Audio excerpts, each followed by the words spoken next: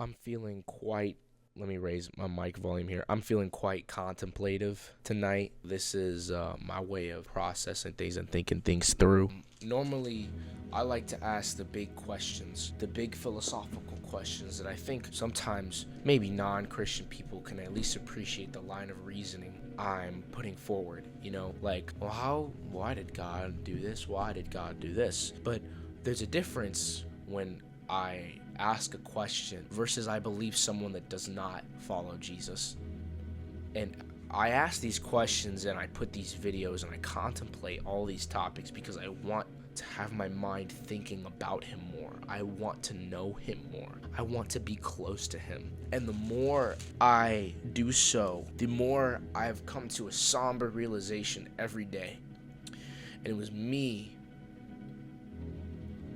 I'm the one who put Christ on the cross. It's so easy to look at the Israelites, and it's really easy to compare ourselves to the Israelites when, they get all of the blessing and the providence and they get the Lord's favor, and Jesus continually forgives them and weeps over Jerusalem. But where does that comparison go when Jesus weeps over Jerusalem in his everlasting love and says, "Oh, Jerusalem, Jerusalem, you who kill the prophets and stone those sent to you. How often I have longed to gather your children together as a hen gathers her chicks under her wings, but you were not willing." Yeah, but let's say that Israelite terminology, we cut that off and we say, I guess we're not like the Israelites, right? We're like the rest of the world, the Gentiles, the Romans, Greeks. Okay, the same Gentiles who denied him, the same Romans who put him up on that cross, the same Roman soldiers that beat and flagged him. But you know what? Let's say for the sake of the argument, we want to compare ourselves to, well, we're really like the disciples actually. We want to follow him. We want to be better, although we may still be human. So we're those same disciples that when Jesus, and being in anguish, he prayed more earnestly, and his sweat was like drops of blood falling to the ground. When Jesus was doing that, they fell asleep. In his hardest trial, in his hardest time, Christ was left alone. And yet when we are in the exact same position, he is there for us. So yes, I say that I am the one who put Jesus on that cross. I don't say that I am the person that killed him in the sense that I had the ability, the power to, but rather, as Acts 8 puts it when quoting the book of Isaiah, he was led as a sheep to the slaughter, and as a lamb before its shearer is silent, so he opened not his mouth. In his humiliation, his justice was taken away. And who will declare his generation? For his life is taken from the earth. I put Jesus on that cross. I did, not the majority of people, not the world or people as a general population, a broad spectrum of ranging from good to evil. No, I, as the individual I am, with my individual thoughts, wants, and desires, with my sinful nature, and with the horrendous acts that I committed as the result of the fallen creation I am, I put Jesus on the cross, and he let me.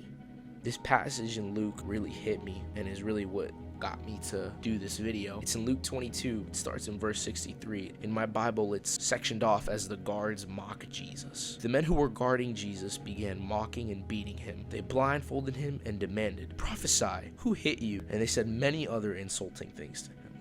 And I have it written in my notes that that's my king, that's my Lord, and that's my God being smacked, like beaten, flagged, wearing a crown of thorns. That is the same man that on that same cross, as he has nails put into both hands, put in a position that he has to struggle against these very same nails just to get a breath in. The same man in that position states, "Father, forgive them, for they do not know what they are doing." The same man that proclaims that he did not come here to take that which is upright and fixed and ready to go, but he came to save those who were broken. As a physician comes for those who are sick, he came for us, because he did not come to call the righteous, but sinners to repentance. The same man which compares me to the angels, which claims me as his child, and proclaims that I will never truly die, because he is not the God of the dead, but of the living, for to him all are alive. I put him on that cross. There is a belief, specifically within the Catholic denomination, that in the Garden of Gethsemane, where Jesus was praying so fervently that he was sweating blood, at that moment he witnessed all the sin that all of humanity has ever committed and would ever commit. I agree with this sentiment. On one hand, Christ was all-knowing, but on the other hand, I want to extend that thought process and say, even when he was struggling to get a breath in, at those exact moments, he knew everything I had done, everything I would mess up doing, and every single mark that I would miss. And yet never did he doubt for a second that he would die for me. Never did he doubt for a second that he would be beaten beyond recognition. It's always an easy thing to kind of look at people and be like, Jesus died for you, Jesus died. But you know what? You don't get it. The you that we so often say that to, they don't get it.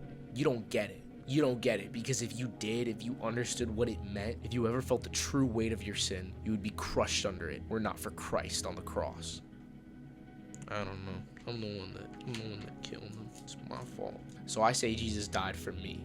Jesus died for me. Jesus died in place of me. Jesus died for me. But more so, more directly, him just standing in the way.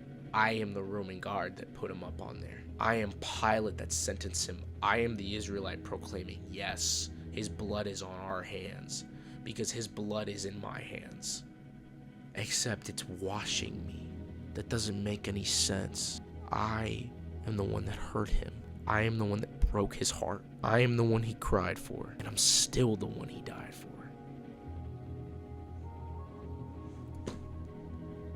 Run the race, keep the faith.